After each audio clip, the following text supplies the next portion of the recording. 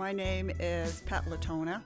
I live here in the Upper East Side and am a parishioner at St. Francis de Sales Church. I've been here for about 5 years now. I represent a Zonta International, which is an organization throughout the world, and we work on issues related to women and girls. I represent them at the United Nations, work on the NGO Committee to Stop Trafficking in Persons.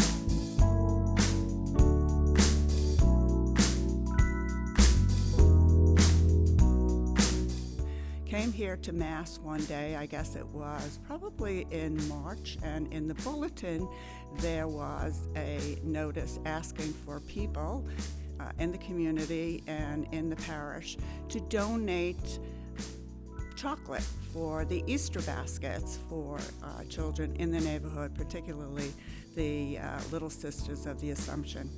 So I introduced myself to Father Kelly after Mass and asked him if he wouldn't mind putting something in related to chocolate, but encourage people to buy fair trade chocolate.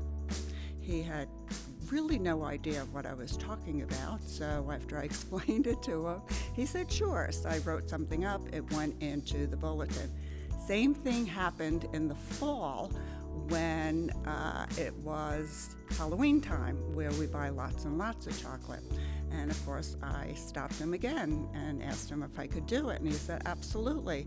And then he says, looks me right in the eye, and he said, you know, we are starting or restarting the social justice ministry today, and there is a meeting this afternoon, and pointing at me says, and you are going. So like a good Catholic Irish girl, I said, okay. And that's how I started with the social justice ministry here at St. Francis de Sales. And it's been wonderful, inspiring, energizing, and I think we do so much for not only the parish, but our community, our neighbors. And I was honored to be the facilitator for the past couple of years, and now have passed it on to Mary Braza and to Cynthia Bastidas.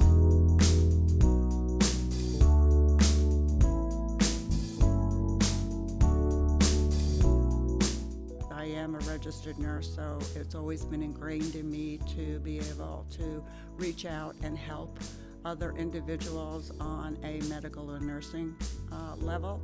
I'm also what's considered a feminist, which means I'm an activist. I have been an organizer in various organizations and communities. Empowering women and girls, as I said, is very important to me.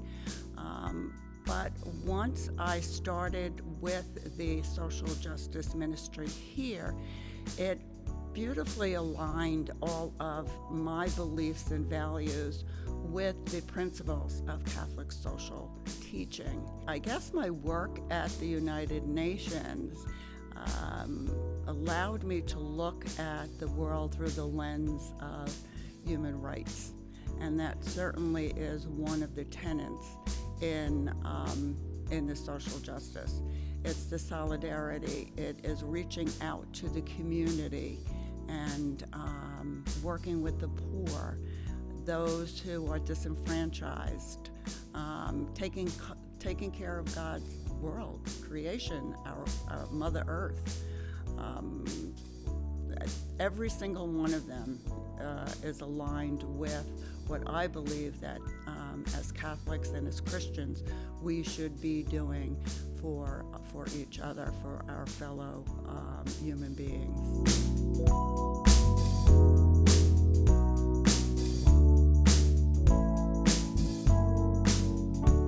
Well over 70% of the human trafficking is promulgated against women and girls. There's all different forms of human trafficking.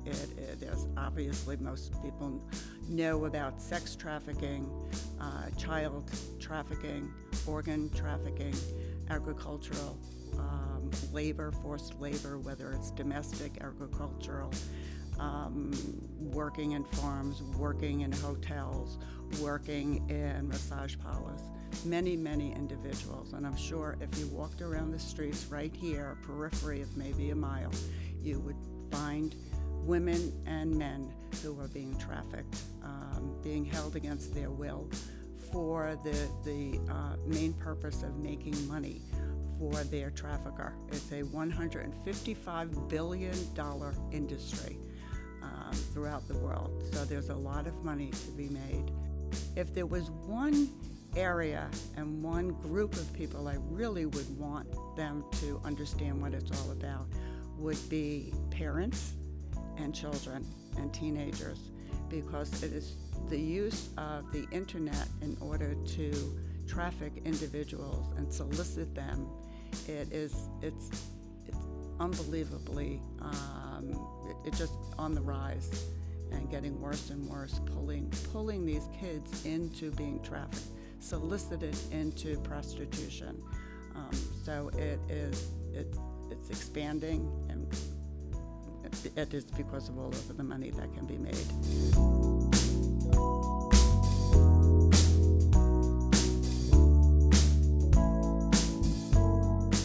I was quite surprised.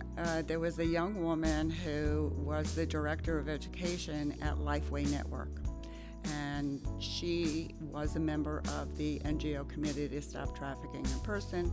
She brought up the fact one of our meetings, is anybody interested in volunteering? So I raised my hand and said, yes, I would be interested. So I got an email about a month ago and inviting all of the volunteers to a Zoom holiday, and that they were going to honor Palatona. I was, what? So that was quite nice. It is obviously nice to get a pat on the back. I'm now working with another young woman who has started her own nonprofit called Empowerment Square. What it is, the mentor-mentee, is basically very simple. These are women primarily from other countries who have been trafficked, and now they're here in America. And the program is set up so that these women are mentored in English language, in the nuances of English.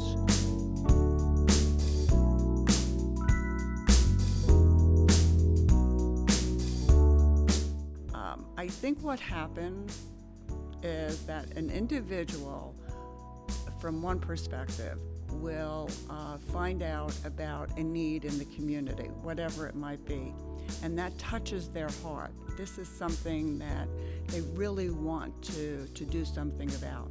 So they're upset about the homeless situation, or they're upset, talk about Zonta, violence against women. So they want to do something related to that.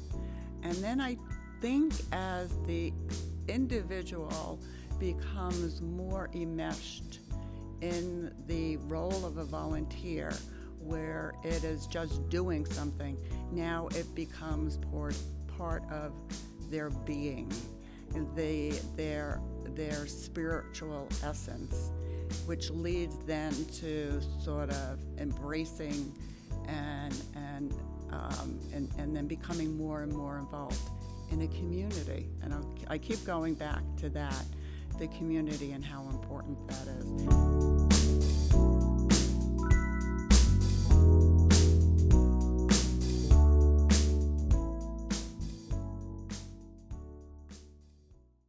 Do you like what you see? We are St. Francis de Sales, a welcoming, inclusive, and multi-ethnic Catholic parish that serves a diverse community strengthened by our commitment to Jesus. If you want to see more content like this for modern Catholics, please feel free to support our efforts by giving online. We also invite you to follow us on social media and to contribute to our work of ushering in the kingdom of God here on East 96th Street and beyond.